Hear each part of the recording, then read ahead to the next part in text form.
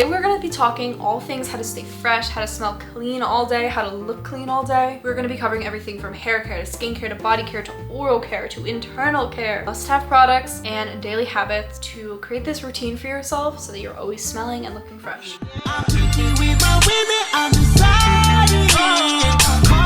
Hi guys, welcome back to my channel, or welcome if you're new. My name is Amanda and I make self-help, advice content, beauty content, all things self-care. So if you like this kind of content, definitely don't forget to like this video because it helps to push it out to other people who like this kind of content as well. And also don't forget to subscribe so you can watch other videos like this. And also if you like content like this, you can follow me on my Instagram and my TikTok because I post other stuff like that there as well. I will tag both of those right here. Also guys, something that I do want to mention is I actually am a licensed esthetician. So all the skincare and body care and even some of the hair care advice that I'm giving in this video, I did learn within my years at aesthetic school. So I just thought that that background and my passion for this also made this a topic that I definitely want to dive more into on this channel. By the way guys, I literally I blew out and straightened my hair today, and then I walked outside in the rain and now it's just like going back to wavy, but I don't want to put more heat on my hair.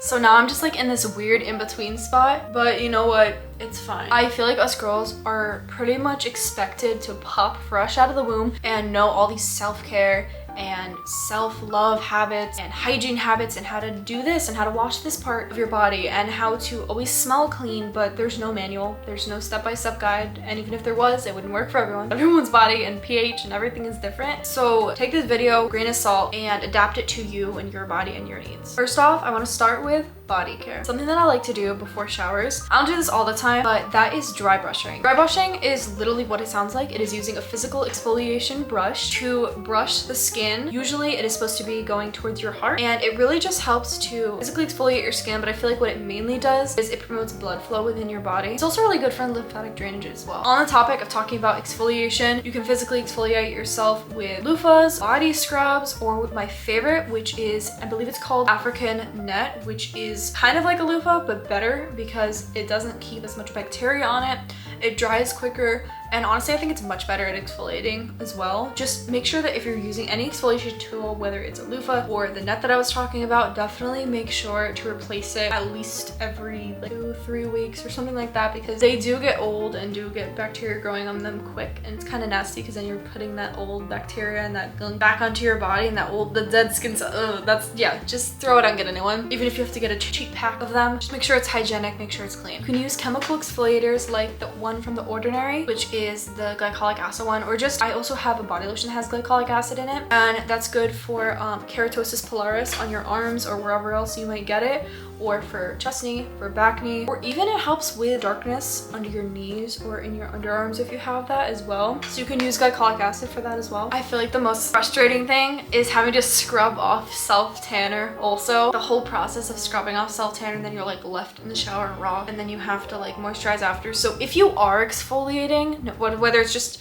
chemical, physical, whether you're scrubbing really hard, which please don't scrub really hard, don't take my advice with that, or if you're not scrubbing really hard, it's really important that you keep your skin barrier healthy out of the shower, and also making sure to moisturize and hydrate your body skin as well, just as you would your face, because they're both equally as important and both an organ on your body that needs to be taken care of. You can do this by using oils, which is more of a sealant, not as much as a moisturizer or a hydrator, or you can use moisturizers. I love so many different moisturizers. I don't even know where to begin with my favorite body ones. Usually with body ones, I use different ones. Like my whole after shower routine, it's a whole ordeal. I feel like growing up, my parents are always expecting my showers like get in, get out, 5 minutes, and like it could be that, but I'm not gonna feel put together. I usually put like an unscented like face moisturizer on the places on my body where I usually break out, and then the other places I put scented. Favorite holy grail ones are the EOS coconut waters, which is my favorite, and then my second favorite, which is the vanilla cashmere, I think it's called. And then I also love from, I think it's the Body Shop, but the mango scented one, I think it's called. That one is so good. That one smells literally like you are a piece of fruit. Like, and mixing the two of them, like at that point you're just a pina colada. Like that smells so good. I'll talk about this more when I talk about perfumes, but literally my dream is just to constantly smell like vacation.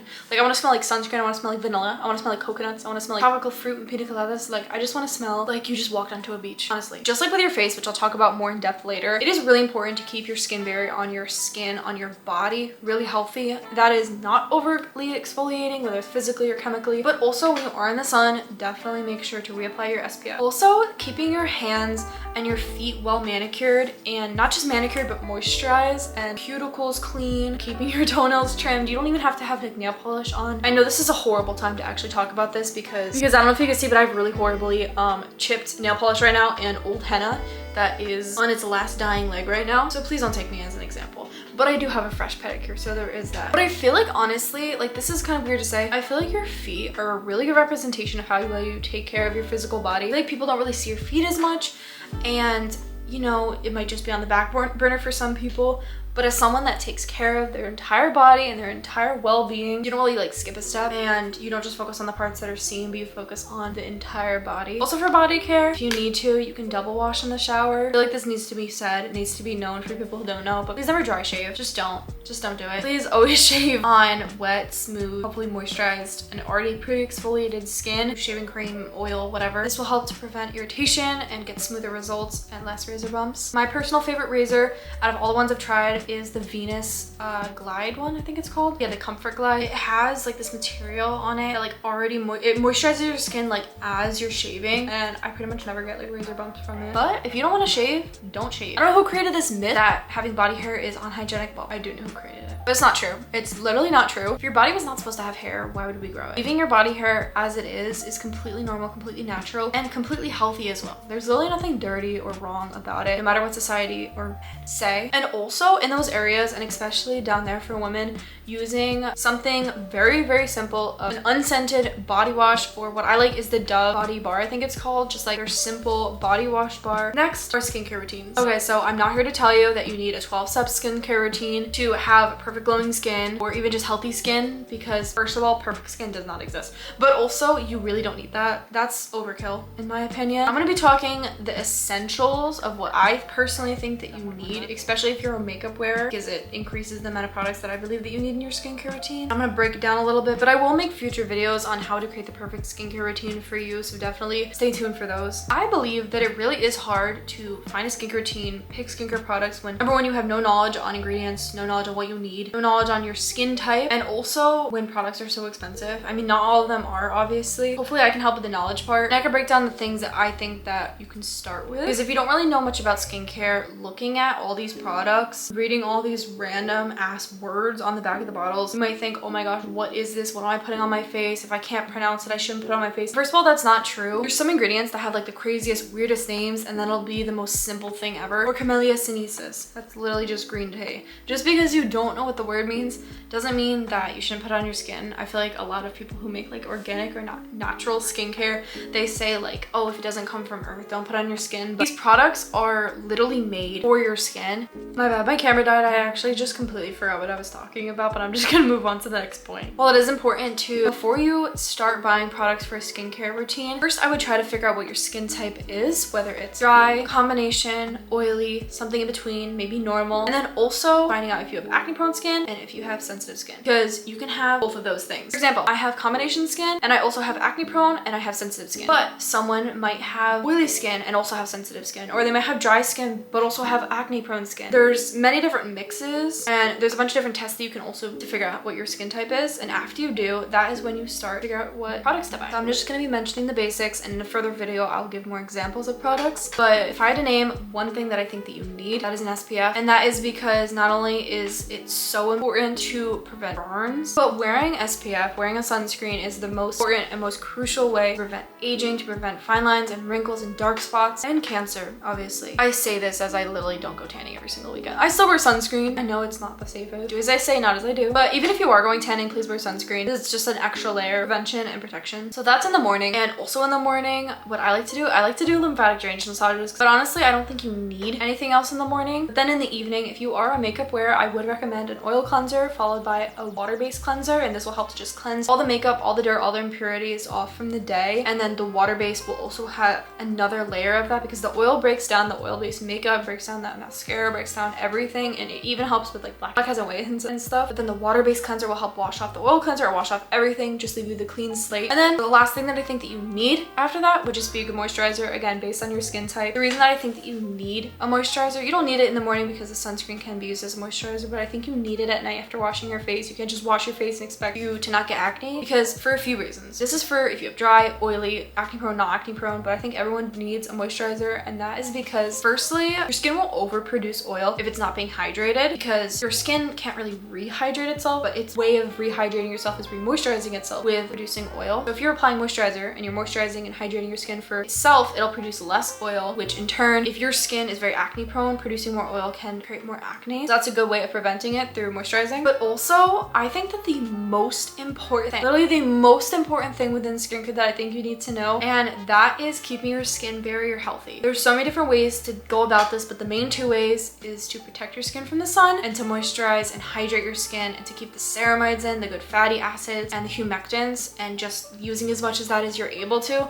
And this is also for people with oily skin as well. This is not just for people who have dry skin, but this is for everyone, because everyone needs to hydrate their skin, not just internally through drinking and through eating, but through external things as well. And this can help with pretty much every single skin concern that there is. It might not cure every single one or fix it, but it'll help, especially if you have acne prone or flaking dry skin. Having a damaged skin barrier, that's like the main cause, honestly. Now, once you're using these simple base products for your skincare routine, you can always add on exfoliants, whether it's physical or chemical. For my face, I prefer chemical. I think it's just a better bet, especially if you have open and live acne. It's just so painful to physically exfoliate your skin. You could start by doing this. Definitely don't start with a super high percentage of chemical exfoliant. I would start with something pretty low. You can use BHA, AHA, or if you want something very, very gentle, you can use PHA. Start with once a week, even once every 2 weeks, and work your way up to eventually 2 to 3 times a week. Don't do more than that, because even if you have super oily skin, whatever, it does not matter. You don't want to strip your skin barrier like I talked about before, because then you're gonna go from working towards your best skin and you're gonna have to go right back to point A, because your skin is gonna be red, it's gonna be damaged, it's gonna be so irritated, it's gonna feel hot. There's so many different symptoms of having a damaged skin barrier, and all of these are examples. You can also add on other ingredients like different vitamins or retinol, which is a vitamin, using a toner, an essence, a lip mask, a lip product. My favorite are Aquaphor, the Laneige one, even just Vaseline, or one from CNP Laboratory. I recently tried that one, I like it a lot. But yeah, having a good skincare routine set in place is definitely a good way to take care of your skin and just to show some self-love to yourself. Next is hair care. Okay, again, my hair is in a weird, confused state right now. It's not straightened, but it's also not natural. I don't know what the hell is going on. But something that I love to do is hair oiling. Before showers, I leave it on for hours. I wet my hair a little bit beforehand and I massage it in, and I like to use a few different ones. So you can use rosemary oil, amla oil, you can use argan oil. I actually think it might be called amla oil, not amla. Sorry if I'm pronouncing it wrong, but no matter what, I love those oils for my hair. There's so many other ones that you can use too. It depends on your hair type and your hair porosity, which I'll talk about in a second. Hair oiling before a shower, or even just putting some on your ends after, it really,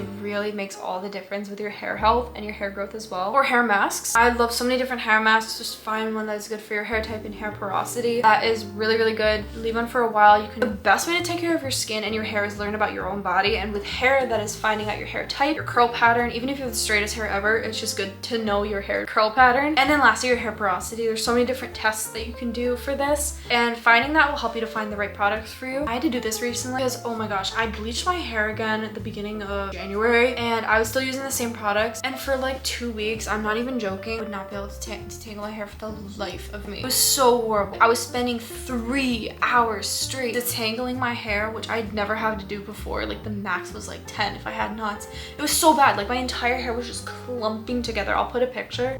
My bad, my camera died. I actually just completely forgot what I was talking about, but I'm just gonna move on to the next point. Well, it is important to wash your hair often, whatever, keep it clean, and use a clarifying shampoo maybe once a week or once every twice a week or once every 2 weeks. Please don't overwash your hair because you have natural oils in your hair for a reason. You're washing your hair every single day, unless that's like what's right for your hair. It can like confuse your hair, and just like your skin, your scalp can end up producing more oil and overcompensating, and then you're just gonna have to keep on washing it more often. It's just like a whole thing. Also, something that I love to do, that is use like a scalp massager, or even good for stimulating hair growth and stimulating your scalp and just making sure that your scalp is just entirely clean when you wash it. And then lastly, if you want, you can after your shower use after shower products. I feel like that is the best way to keep your hair healthy because that stays in your hair. It's not just like quick in and out in the shower. And also you can use like hair oil, like the Jisoo hair oil, to add shine after the shower. And then also you can use like a hair perfume or something. And speaking of perfumes, this is probably the section that you have been waiting for, but perfumes and perfume recommendations. If you feel like you have to wear perfume to smell good, then you have to work on your hygiene first, your external and internal and like body care hygiene first, and then add perfume on, because just adding perfume over smelling bad, like you can still tell when the person smells bad. So work on that first. Then perfume is always a great addition. I like to add, I know this like everyone says this, but just like put Vaseline or put a moisturizer on first so that the perfume sticks longer, and also put it on like your pulse points. This is something that I love to do, even if like people hate it, I don't care. And that is layering scents. I just layer all my perfumes, like I don't care. But like you're probably not supposed to do that. Not all of them, it depends. Or you can even spray it on your clothes, which don't do if it's oil based. I've done that and then it stains.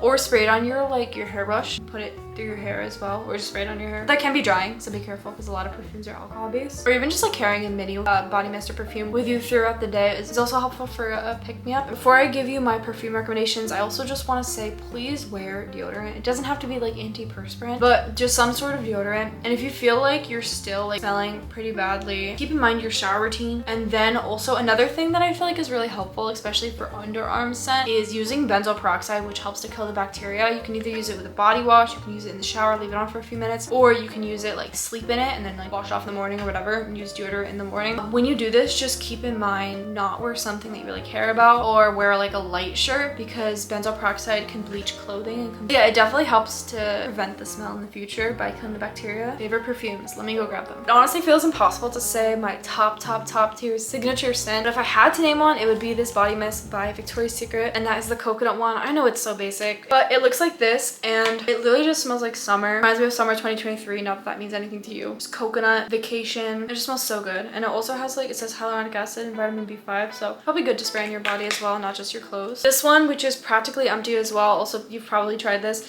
but just the Sol de Janeiro 62 as well. This one smells so good. It's very sweet. It's like kind of like caramelly pistachio, which I actually also have another pistachio scent. That is this one from Victoria's Secret. I love this one so much as well. I usually wear these two together because I bought them together, and smelling them just reminds me so much. Again, literally means nothing to you, but scents bring back memories, and these remind me of the beginning of my freshman year of college. Like these remind me of September specifically. But yeah, they're just like, they're both sweet. This one is Spice Vanilla Fig by Victoria's Secret, and it's like halfway done. They both smell very similar, honestly. This one's like more creamy smelling, but honestly I'm really bad at explaining fragrances, so I would just go smell them at the store yourself. This is probably my favorite like actual perfume. This is Victoria's Secret Tease, and I have been wearing this for literally years. Oh my gosh, the smell, like it brings me back to like 11th grade. It also just reminds me of the holiday season. Like I always wear this during like December. It's florally, it's flirty, it's girly, it's a little sweet, but like not too vanilla-y at the same time. It's a good like everyday scent, I feel. Sol de Janeiro 87. Like this is the older packaging, this one is the newer packaging,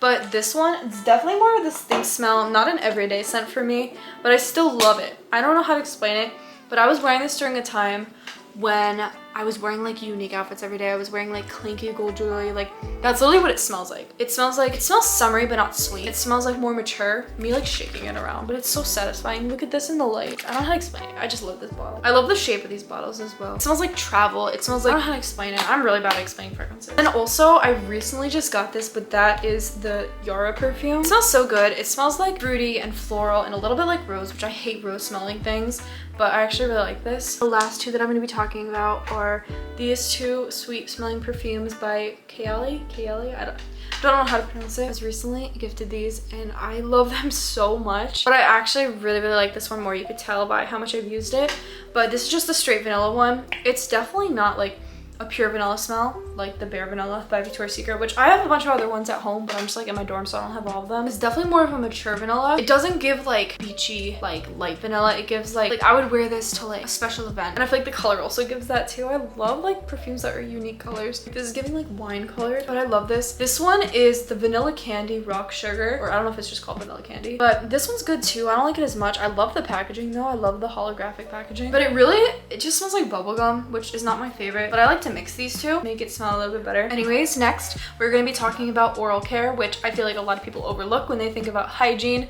but it is one of the most important things. Did you know that your oral health is directly related to your gut health? I know, it's crazy and also kind of sounds disgusting, but it really is, and especially like your gum health as well. So just as it is important to take care of your external body, I mean that is your external body, but like it's just really important. And have you ever like talked to someone, they look clean, they smell clean, and then you smell their breath and you're like, please get away from me, you know what I mean? Like that, just it really is a telltale sign of how well you take care of yourself. And it's not always about like how white your teeth are, because even people with braces, like, you can't really tell how white their teeth are, but you can still see if there's plaque. Number one thing is flossing at least once a day and really getting in there. Brushing at least once, oh my gosh, at least once, but aim for twice a day or maybe 3 times a day. That's the best thing. Using a mouthwash if you want. You can like scrub your tongue. I'm also using teeth whitening strips as well. But something that I really love for oral health, gum health, teeth health, and that is oil pulling with coconut oil. What you do is you put like about a tablespoon of coconut oil in your mouth and you kind of let it melt. It sounds a little gross at first, but honestly it's like kind of addicting after a while.